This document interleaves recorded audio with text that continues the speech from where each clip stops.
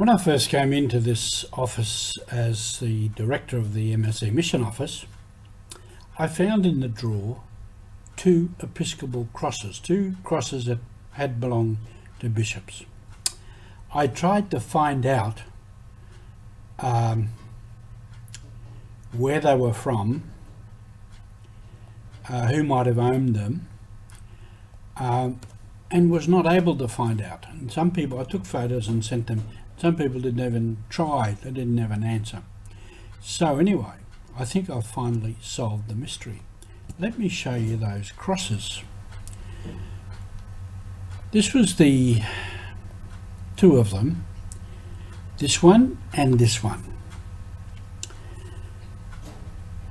And as I said, I tried to find out who had owned them, where they belonged, thinking I might be able to send them back to wherever they should be.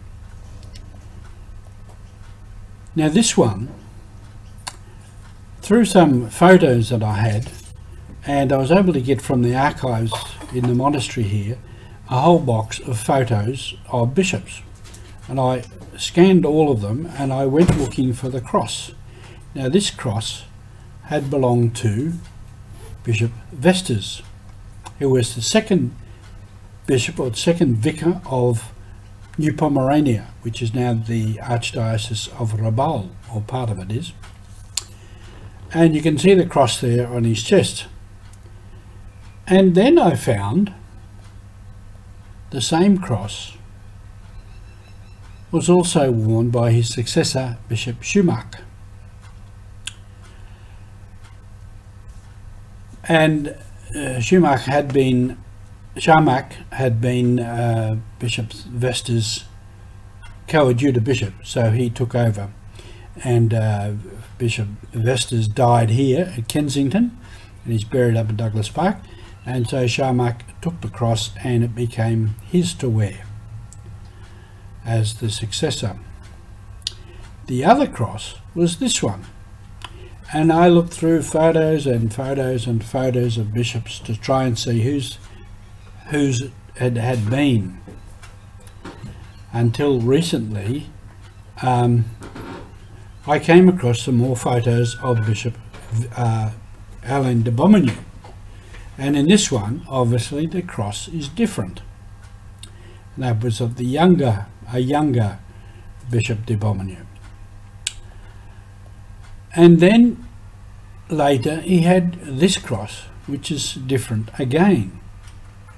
So that is not the same one.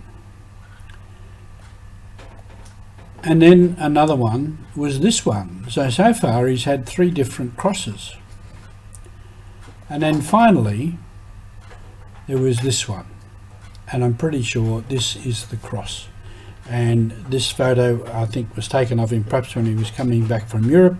He's got the overcoat on and he's looking very episcopal, and he's got this cross on. So as far as I can discern, he's had about 4 different crosses, and I think this is the one. Now the first one of Bishop Vestas, I did offer to send that back to Rabaul,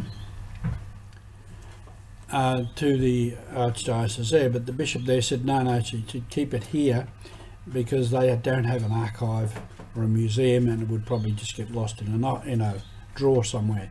So it's still here with us. And the other one, I made an offer recently to our MSC Provincial in Port Moresby, and he said to send them up to him and he would put it in the archive. But anyway, I'll see find out where the archive is, and I'll think about that one. So that's just a little story of crosses. And some of these bishops, particularly Bishop de Beaumanoir, when he was made bishop, they would have got a letter or something from, would have been months at sea, and suddenly he's notified he's going to be a bishop. So some of his first vestments as a bishop, the sisters rallied around and rummaged through probably all their treasures and came up with some material that was suitable, and they sewed it up for him. So some of the outfits that he got in looked a bit rustic, to say the least, but he was a bishop, and a great bishop for 50 years. So this is just some stories about the ring of the bishop, the cross, which, as I said, he was a bishop. He would have carried many crosses in his apostolate as bishop, and he wore many crosses also. Thank you for being with Mission Alive.